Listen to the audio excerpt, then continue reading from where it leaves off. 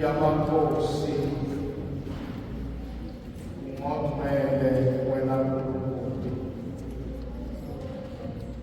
akakho uNkulunkulu esingathi nasifuna sigcwale igama simfumane ongaphezulu kwakho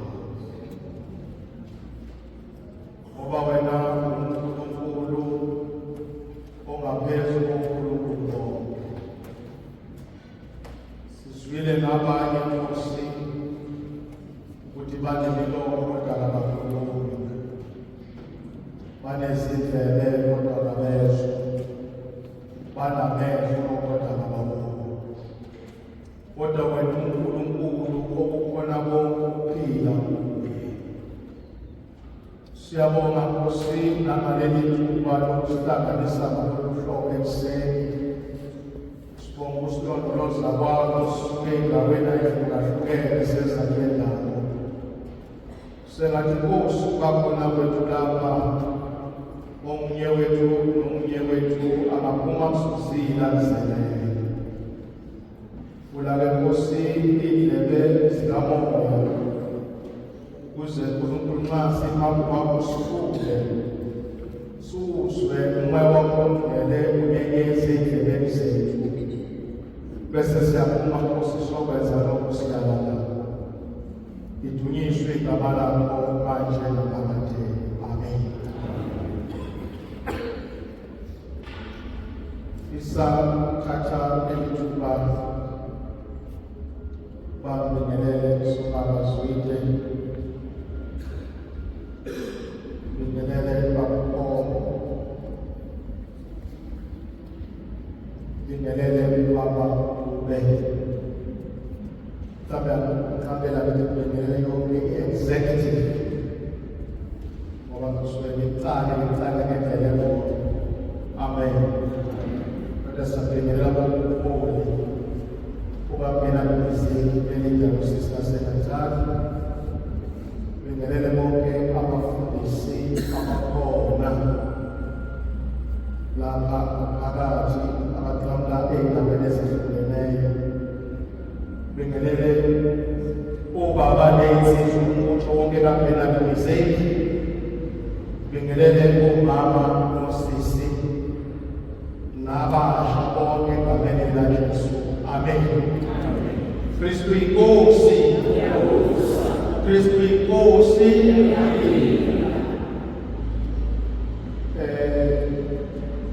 Igama lami ngingumusa. Ngikule baba bazi baba kuyadlula emhlabeni kwenzela ukuthi babathusile. Ngakho-ke kuba baqhamuka umuntu uyazi ukuthi hayi uthusile akusuyena senginganqaba. Ngoba kunezinto ezingizizwa lapha ngesibongo sakithi ukuthi ngingwabahola ngempela. Akubonge igama lenkosi. Ambalekela kusisela kwaZulu. Bishop-ke umbeke eSt Thomas eMlalazi eShowe njengorektor wakhona. Amen. Ngokuthi-ke uthukela ngento ngiyawubona lapha abantu abadosondela khona phakathi kwethu. Akubonge igama lenkosi. Sengoba nami ngimisibeni nazithola abasekhaya. Akubonge igama likaJesu. Okukhulu kakhulu nami ukuthi ekusheni bami ngayifumana uJesu. Akubonge igama lenkosi. Ngithathe kalula uma ngithi kakutumelisa ukuthi kwathe ukuthi kwakuDube abangani bebadala abafundisi kwaZulu, kodwa bese ecela ukuba kube yimina ekuzokhondatha ngengxenye yokuqala ye-retreat. Kwathi nongengithinta ngoba sibabili lapho kwaZulu esingabefundisi babathusile. Abuze ukuthi umthinto kuwuye noma mhlawumbe ngenze umthinto rongo. Amen. Basekusho ukuthi uNkulunkulu umuntu wakhe usukhonile ingakho ngiphakathi kwenu. Amen.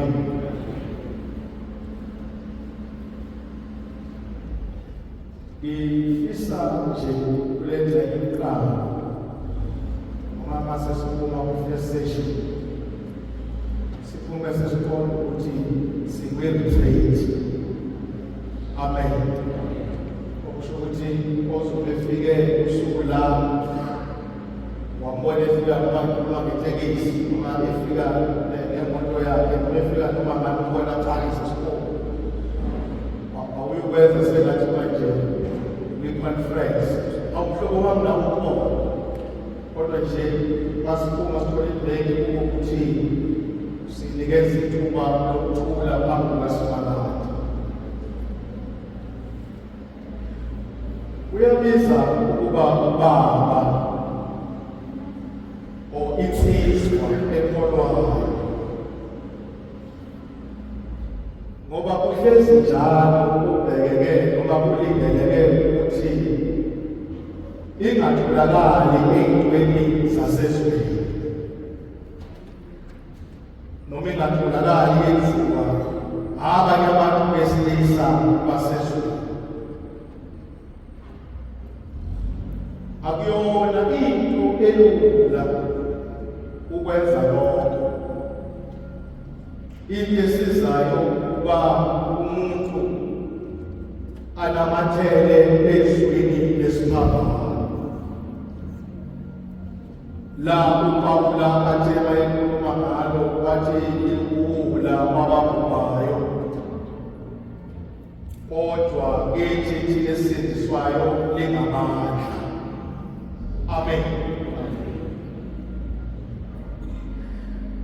Executive ithe inginikezile-ke ukuthi ingasebenzisa noma yiphi kodwa kufisile ukuba kulenza imicala sibuke indaba yethi ekhona lesihamba ngayo kule mpelasonto kwabaseKorinte kokuqala 1 Corinthians chapter 1 verse number 18. Mhlambe before sibuka ukuthi uPaul wayechazana ngiyocela ukuba oyedwa asifundele 1 Corinthians chapter 1 verse number 18.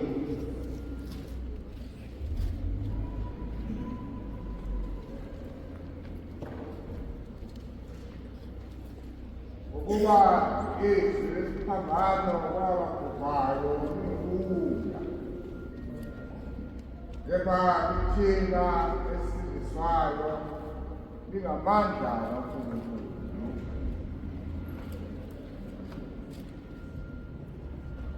Siyathokoza mntazi. Ucelwa iBD 09 GD athi umuva kancane. Amen.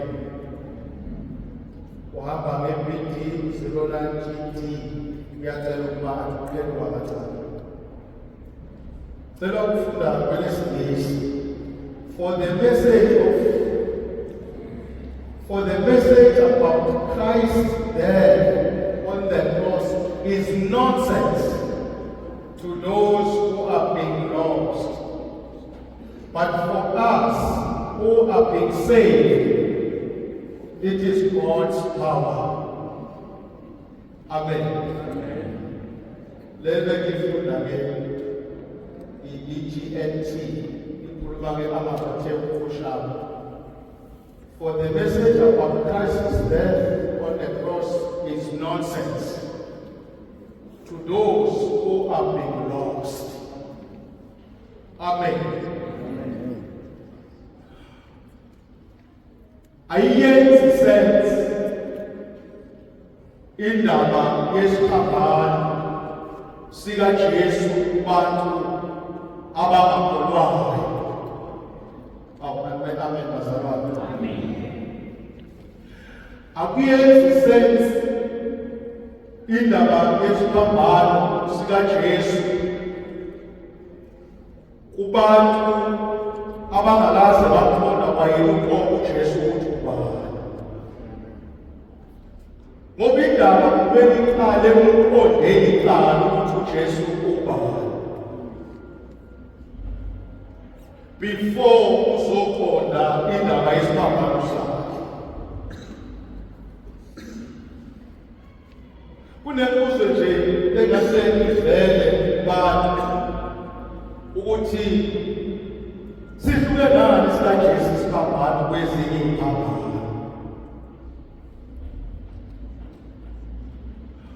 Uma uzokhumbula ngokosiko lwamaJuda, uma umuntu efumaneke enecala wayebanjwa, athi mayesebanjiwe athathwe abethelwe bese eyaphanyelwa esiphambanweni, ngoba vese kwafanele ukuba kwenziwe ngoba vese umuntu owonileyo. Uphanyelwa esiphambanweni nje ngoba lo muntu bekufanele ngoba ukusika utholakale ayida noma kwenzeka ubugebengu kodwa wawubanjwa bese uyabethelwa. Kodwa lesi sikaJesu sehlukile isiphambano, ngoba lesi sikaJesu siphethe ukuphila. Abonge igama lenkosi. Why ngithi siphethe ukuphila sikaJesu? Yingoba umthetho besebanjiwe yena wabekwa phakathi kwabagangi vese, kodwa uJesu wafika phakathi kwegangi wafika nokuphila.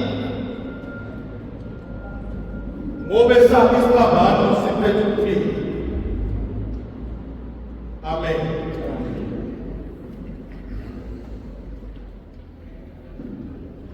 Kakade uJesu ukufika kwakhe nje nasezalweni kwakhe kwakufika kwensindiso, kwakufika ukuthi abantu bangabe besaqindezelele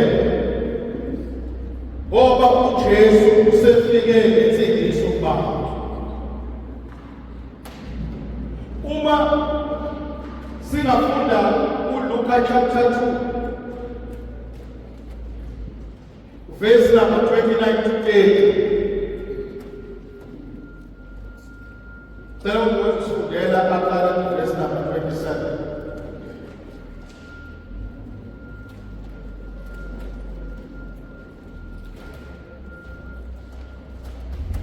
Ngoba kubona kufusa sibukela ukuthi ukufika kaJesu kwamenza wakhuluma ngapha amazwi uSimiyoni.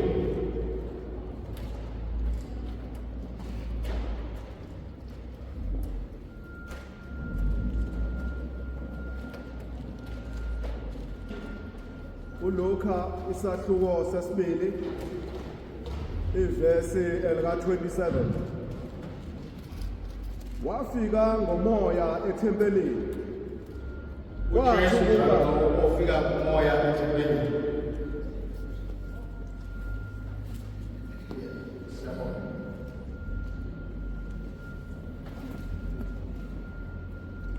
uKristu wafika ngomoya ethempelini.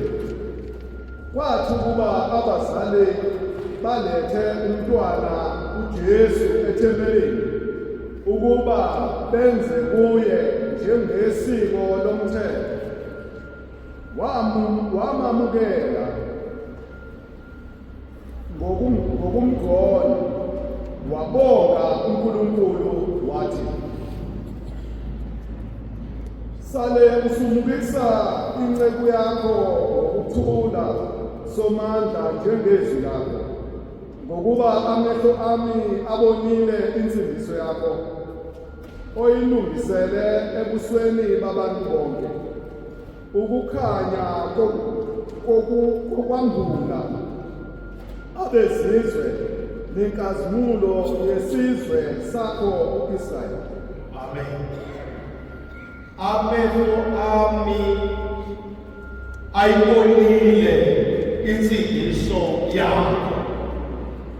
Amazwi la asho uSimiyoni nxa ebheka ukubonakala khona.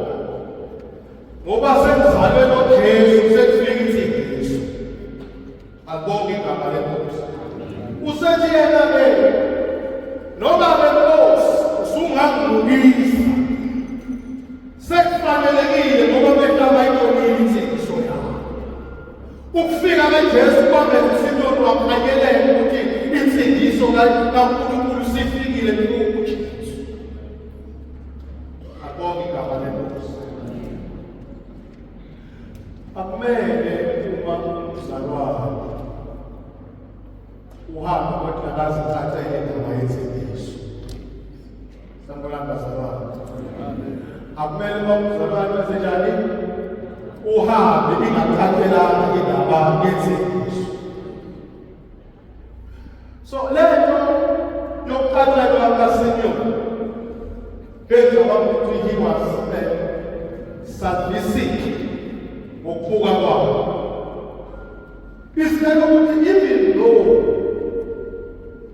the life of Jesus yaphelele esithambanweni, kodwa kwakunyanzelekile ukuthi iphelele khona because esakhe isithambano was to give salvation ebomini bethu. Amen. Esakhe isithambano was to give ukuphila kulabo ababhubhayo. Esakhe isithambano was to give or was to bring liberation kubantu abathembezelweyo. Sanibona. Esakhe isithambano was to give noma was to ukukhululwa kulabo abathembezelweyo.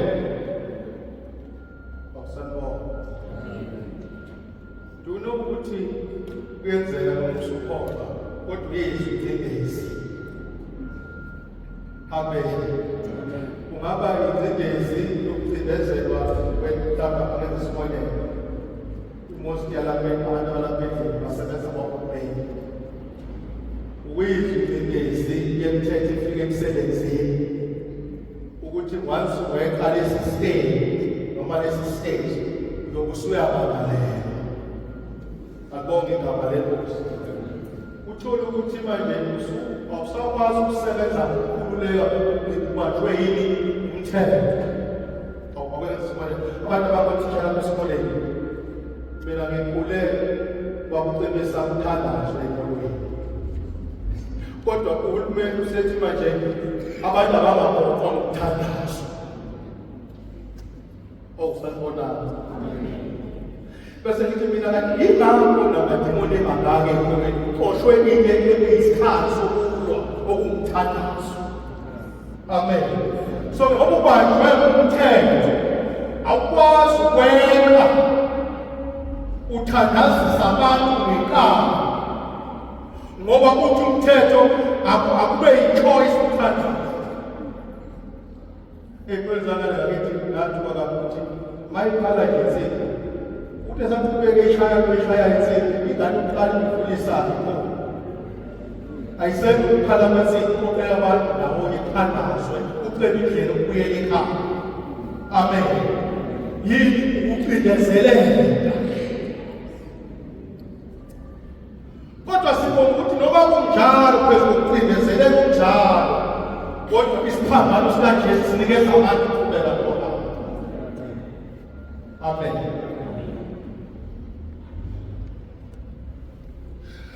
Okunye ukucindezeleka ubaba angakufumana ekhaya. Okunye ukucindezeleka ubaba angakufumana ekhaya. Kodwa noma kunjalo sibonga ukuthi isiphambano sikaJesu siyafika ukukhulula abacindezelweyo. Njengoba ngiyela veze iqale ukuthi isiphambano ngokwamaJuda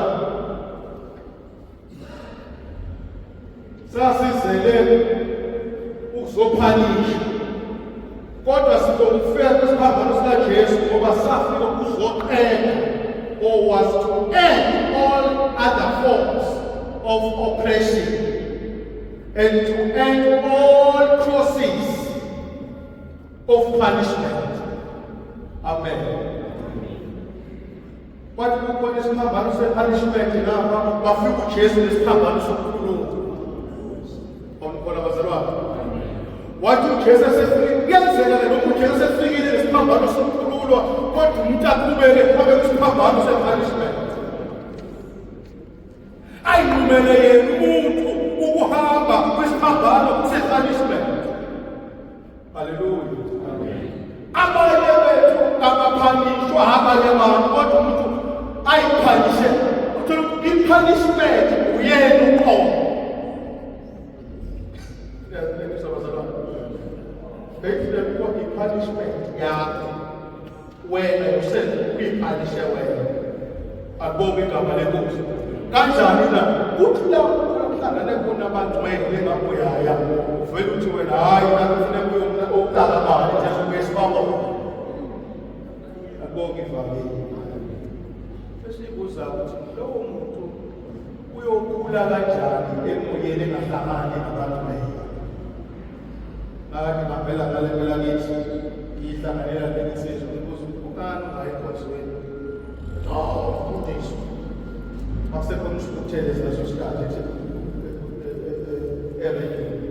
But mfundisi amasivuli radio inkosi bamba la eredio. Ayafana bazalwane.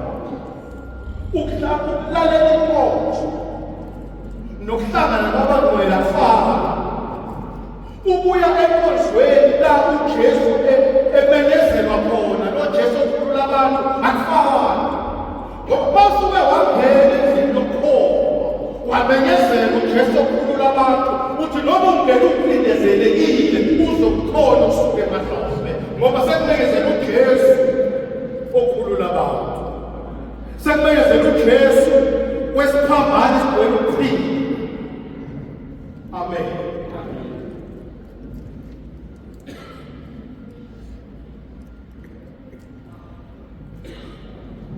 Senzani isiphambano sikaJesu empilweni yakho, empilweni kaBaba, empilweni yensizwa? Ukuthi isiphambano sikaJesu njengokuphawulishini sifumana amandla. Amen. Sifumana ibazalwane.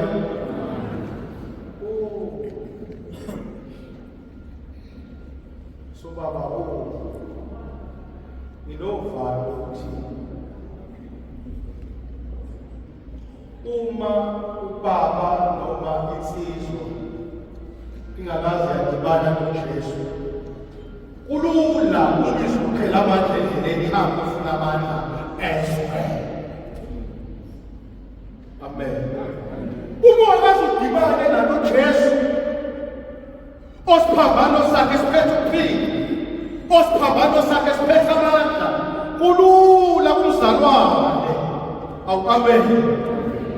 Ahambe eyofuna amandla engxenye, amandla ekhona ebandleni. Sanibona. Angazi phela nalaba efuna ukuba amandla babuye futhi bazokhuluma ngalo. Futhi thina befundisi siwese ngoba kuvele kuthiwe yabona umfundisi bani uhamba lapha ke lamandla nawo nje kwathola lapha. Amen. Lamandla nje bayiginika abantu balanda lapha ke. Hawu basana sekhona manje siphambana safuna amandla ngaphandle. Alibonge igama lenkosi. Kodwa thina makaKristu, thina singuJesu obethelweyo, sithemba amandla, sithemba amandla esiphambano. Why is nje ngamandla esiphambano yingoba kuso isiphambano kunomuntu othe wayebethelwa kwafika amandla amvusa. Amen. Manje mayesemvusile la mandla uhamba nawo abuye. Isiphambano sakhe siphethe amandla uqobo ngoba vese uvuswe amandla kini. Amen. Siphinde lesiphambano sikaJesu sithi umuntu oyikholwa noma eChristian man silethe njeziletha amandla sibuye silethe ithemba. Amen. Siletha ibasabani.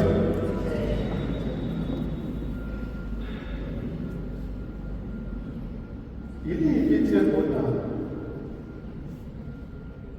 uma ungenaye uJesu empilweni yakho?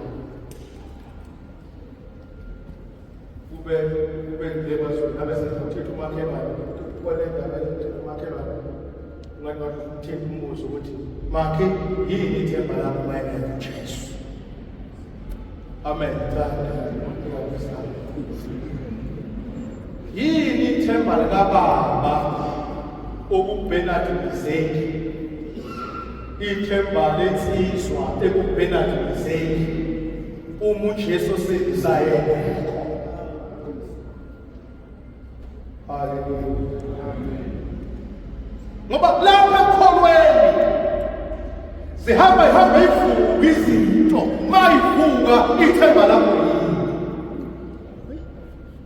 Amen. Izomethemba njalo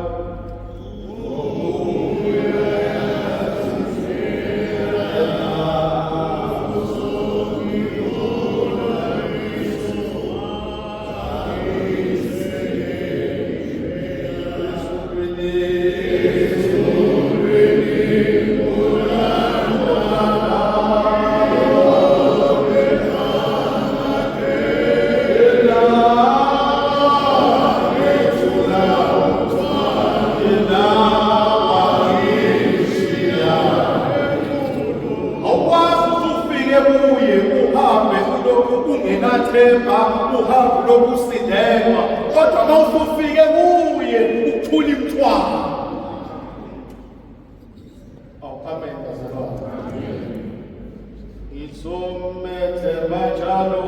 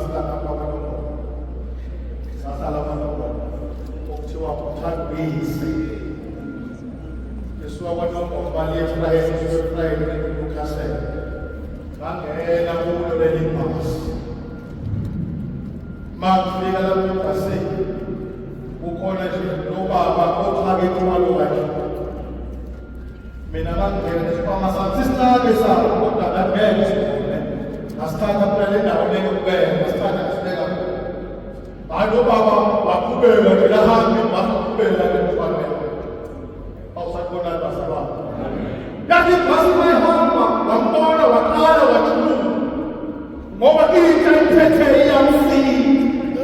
Kodwa imsinda nje ujuluka nje ikhona isolution yokuthatha imithwalo ephose kuhlala khona emithwalo. Kodwa kwathi le mithwalo yamangiyeki wabuza umfana wasebhasini abangomashana wathi babonani imithwalo yakho la. Wathi le mithwalo yami ayihlukani nami ngoba bangahlukana ngayizomdukela. Kuyenzeka ikhona sekhona iphume nomthwalo esekhona uJesu okhulula imithwalo okhulula abantu imithwalo. Mase sifuna ukuyithola ngenkani imithwalo yethu siba neyizathu ukuthi why I'm carrying my bags.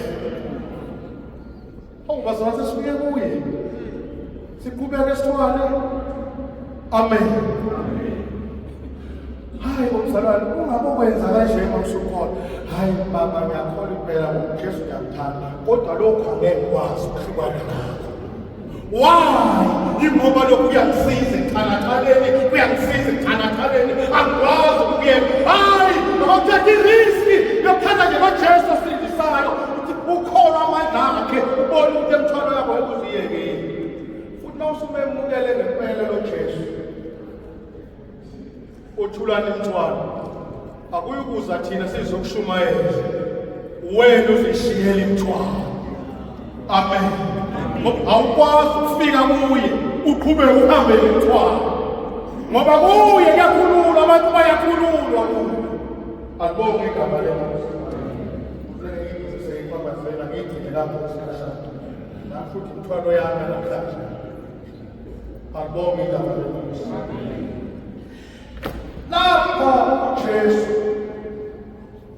enye into esifumanayo noma ikholo elifumanayo lifumana the life giving, lifumana ubomi, lifika ukuphila. Ubaba ahambe ezuze ukuphila uma sekafika esiphambanweni sikaJesu ngoba vese isiphambano sakhe siphethe ukuphila. Amen. Sesingagijima bazalwane sigcwale inkalo sifuna ukuphila uJesu ekhona. Amen. Sigcwale inkalo njengabantu abangakholwayo sigcwale inkalo sifuna ukuphila uJesu ekhona ngoba lo Jesu nesisiphambano sakhe siphethe ukuphila. Lesi siphambano sikaJesu siletha ithemba. It brings hope to the hopeless. Lesi siphambano sikaJesu. Lesi siphambano sikaJesu sikhululwa bonke ababoshiweyo. Amen. Akena yena uyaveza thana, akena umuntu oboshwe ezinye izinto kodwa kenze umuntu ayibophe yena uqobo. Mhlawumbe ngicela ukuthi sifundela kuLuke chapter 8, Luke 4 verse 18.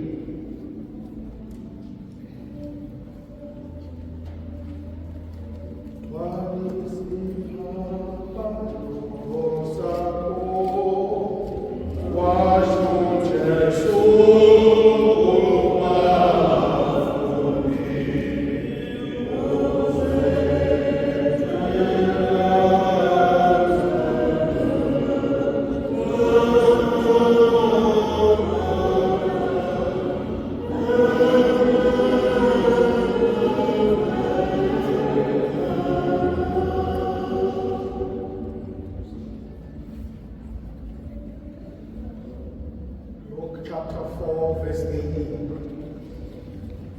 Umoya wenkosi uphezu kwami ngokuba ngigcwele ukuba ngishayele ivangeli kwabakhulu. Amen. Enye yezinto ezenziwa isiphambano sikaJesu kulomuntu ukuthi ufike aletha amandla umuntu, isiphambano sakhe siletha amandla umuntu bese nawe usizuna abantu. Enye yezinto sobabe eyayenza ngajoyina uBernard isesepolish Gramstar ngo-2018 eyokuthi Umbutho kaBernard akuwona nje umbutho wokuhlala ecaweni, kodwa umbutho wokuphuma uyokhulula abantu abacindezelwe isono, abacindezelwe noma yiluphi olunye uhlobo, bafike baintroduce uJesu okhulula abantu. Amen. Kodwa asikwazi ukuphuma siyokwenza lokho kwathina singakwasile. Amen. Ngoba sifuna lapha ngaphandle kwesikhulumi into yethu, sifune gravity njesana. Amen. Kodwa lomuntu umusubabelo Jesu onesiphambano esinamandla uyakwazi ukuphuma uyomemezela ukuthi lo Jesu yedwa nje uyakwazi ukufit ihamba. Amen. Lo Jesu yedwa nje uyakwazi ukuthi ukulekelela lemanzalazi. Lo Jesu yedwa nje uyakwazi ukuthi athi bayefikile ekhaya kungekho baba kungekho muntu isimo sisibi afike uJesu afike abantu abangenakho. Hallelujah. Ama-outreach ayabayayela ngetawo kanti yiwo agqamisa uYesu kubantu abakholwayo. Asiyokwazi ukwenza lokho uma singatholanga labantu uJesu awafumana isibaba. Okay. Kuyenzeka inkolo noma sekhona ayithola umuntu esejele. Nothi ijele leli lokuthathwa njengoba thathwa uPawulo bagelwe ejele. Kodwa umuntu nje aphile esejele lapho.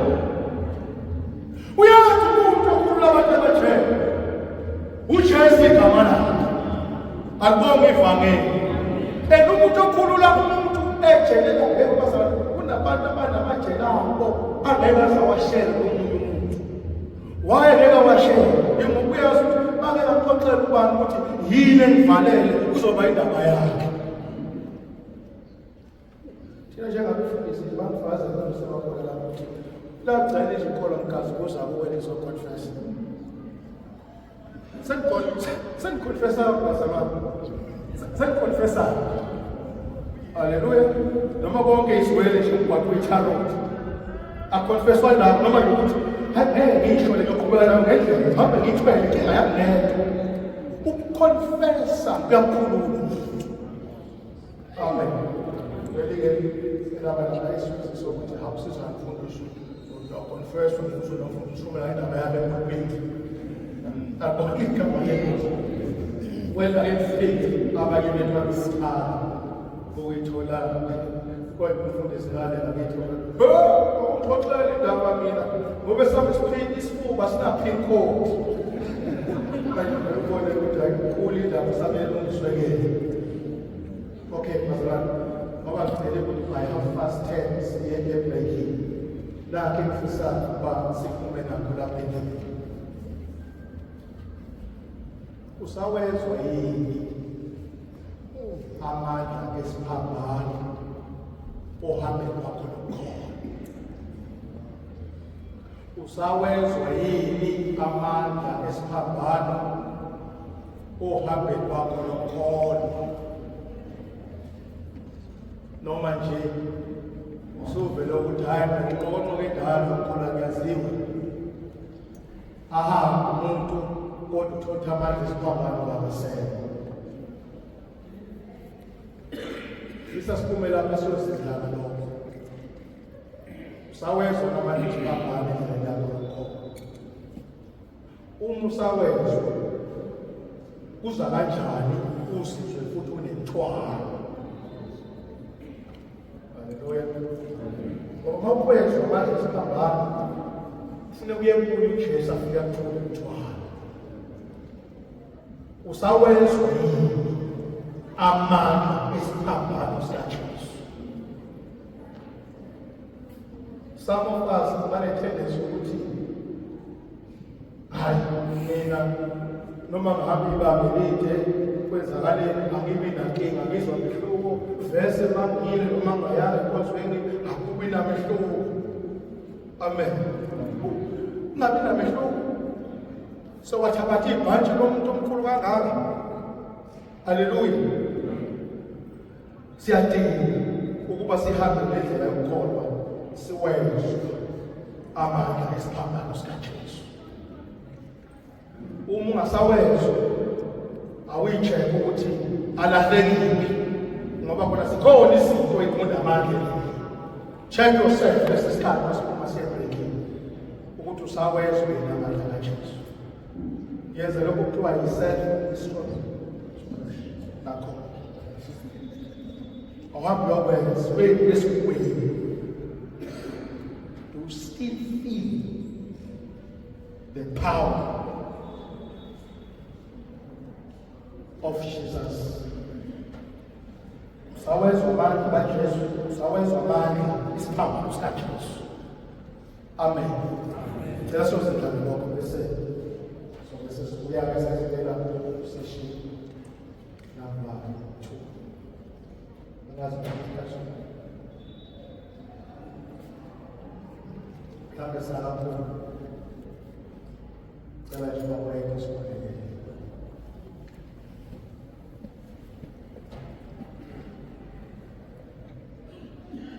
Siyabonga Baba Nkosi Jesu Kristu. Nasekuseni Baba wethu ongcwele, izwi lakho linamandla, liyayithula impilo.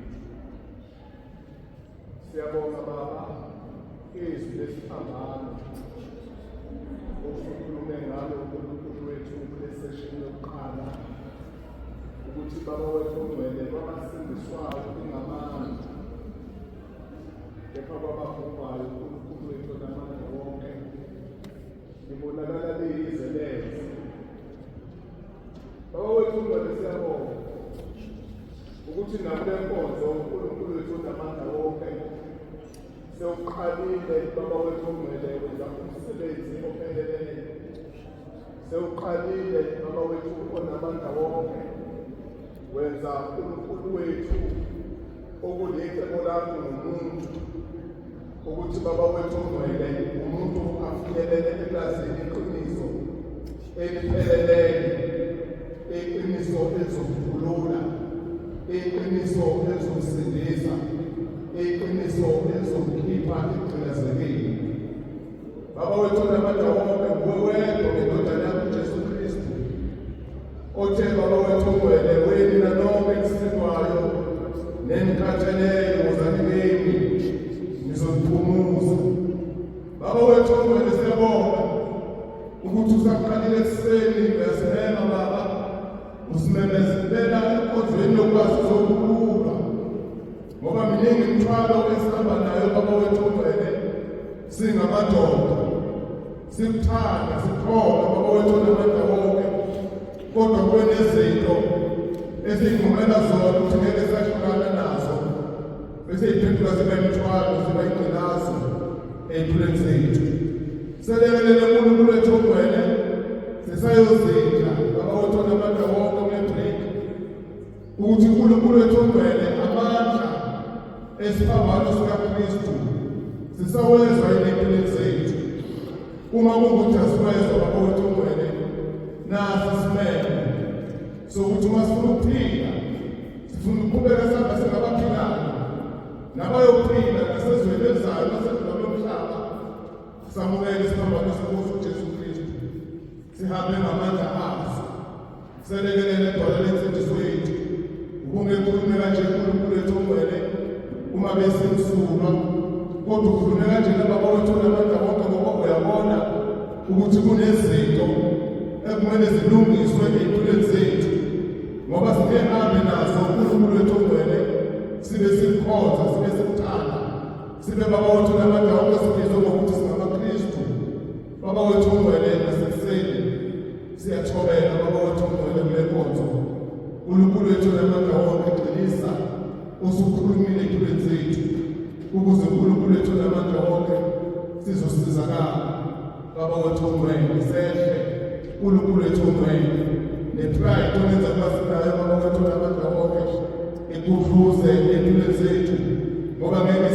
nawe uNkulunkulu wethu ugcwele uzothi ukhuluma kanje baba wethu onamandla wonke sibe sidedlulisa thina izwi lakho sithi uNkulunkulu akasho kuthina usho kosibanibani kanti nathi sithwele uNkulunkulu wethu ugcwele siyakhuleka baba wethu onamandla